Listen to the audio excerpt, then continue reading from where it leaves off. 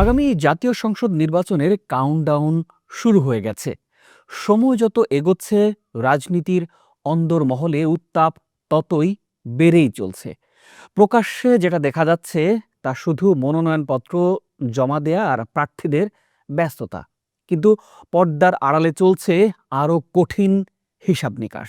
কে কত আসন পাবে, কে কোথায় ছাড় দেবে, আর কে শেষ পর্যন্ত মাঠে টিকে থাকবে। এই মুহূর্তে সেই হিসাবের কেন্দ্রবিন্দুতে আছে বাংলাদেশ জামায়াত ইসলামী ও তাদের নেতৃত্বাধীন জোট। একাধিক দলকে নিয়ে গঠিত এই জোটের আসন সমঝোতা এখন চূড়ান্ত পর্যায়ের একেবারেই কাছাকাছি। প্রিয় দর্শক, আসসালামু আলাইকুম। আমি শাহাদাত হোসেন আছি আপনাদের সাথে। জোটের ভেতরের শেষ মুহূর্তের লড়াইয়ের যে সমীকরণ চলছে সেটি নিয়ে আমাদের আজকের প্রতিবেদন। আশা করি পুরো আয়োজনে সাথেই থাকবেন। গত কয়েক মাস ধরে দফায় দফায় আনুষ্ঠানিক ও অনানুষ্ঠানিকভাবে বৈঠকে বসেছে মোট ১১টি দল। শুরুতে ৮টি দল নিয়ে আলোচনা শুরু হলেও পরে সেই সমঝোতায় যুক্ত হয় আরও ৩টি দল। জোটের অন্যান্য দলগুলো হলো বাংলাদেশ জামায়াত ইসলামী, ইসলামী আন্দোলন বাংলাদেশ, বাংলাদেশ খেলাফত মজলিস, বাংলাদেশ খেলাফত আন্দোলন, বাংলাদেশ নেজামী ইসলাম পার্টি, জাতীয় গণতান্ত্রিক পার্টি, বাংলাদেশ ডেভেলপমেন্ট পার্টি, জাতীয় নাগরিক পার্টি বা NCP, liberal democratic party LDP ও আমার বাংলাদেশ পার্টি বা এবি পার্টি। দল সংখ্যা যতই বড় হোক, বাস্তবতা হলো এই জোটের নিয়ন্ত্রক শক্তি কিন্তু জামায়াত।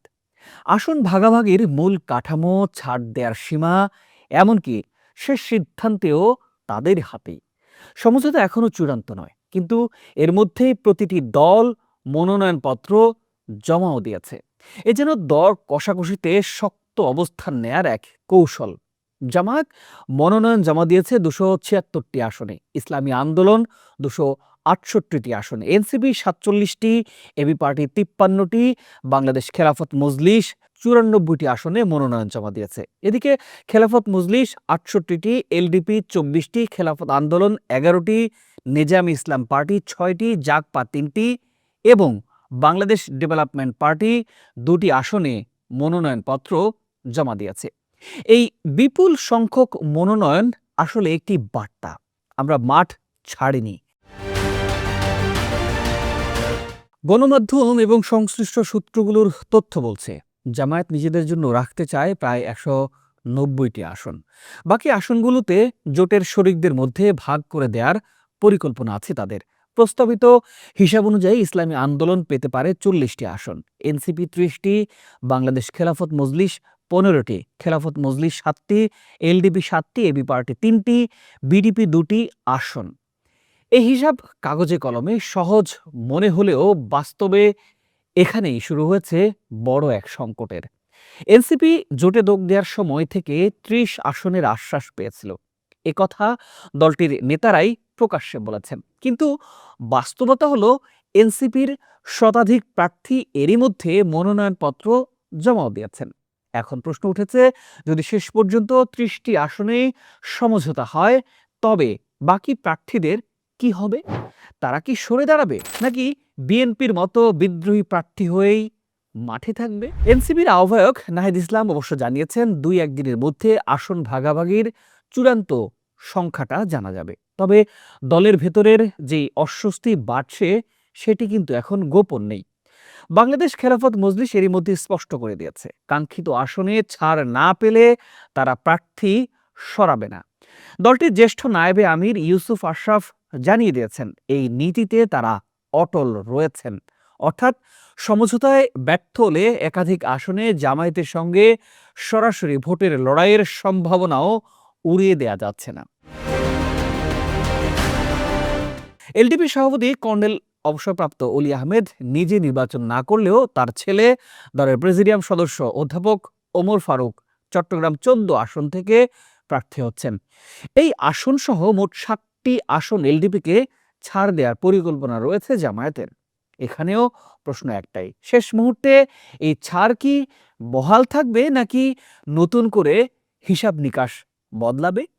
জামায়াত আমির ডক্টর শফিকুর রহমান পবিত্র ওমরা শেষে শনিবার দেশে ফিরেছেন। রাজনৈতিক মহলে ধারণা করা হচ্ছে তার উপস্থিতিতেই আসন ভাগাভাগির চূড়ান্ত ঘোষণা আসতে পারে। এরই মধ্যে এনসিপির আহ্বায়ক নাহিদ ইসলামও তার সাথে বৈঠক করেছেন।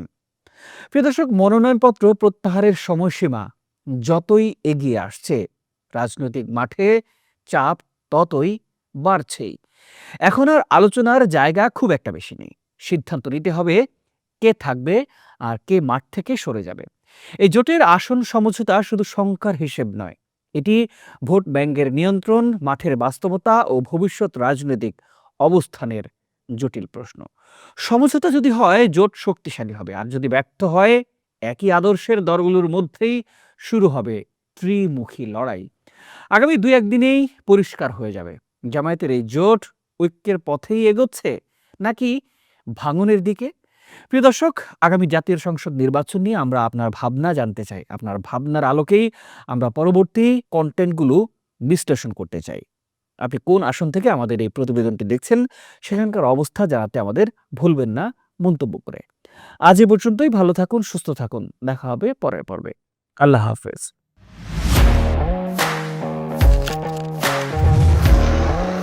প্রফেশনাল স্টুডিও খুঁজছেন?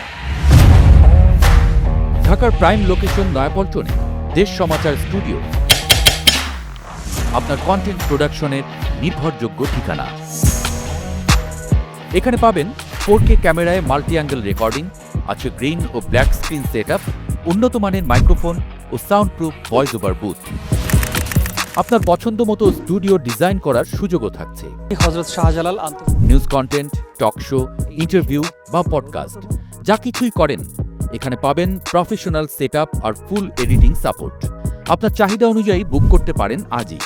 কল কিংবা হোয়াটসঅ্যাপ করুন এই নাম্বারে 017202106557। ভিজিট করুন আমাদের ওয়েবসাইট ও ফেসবুক পেজ।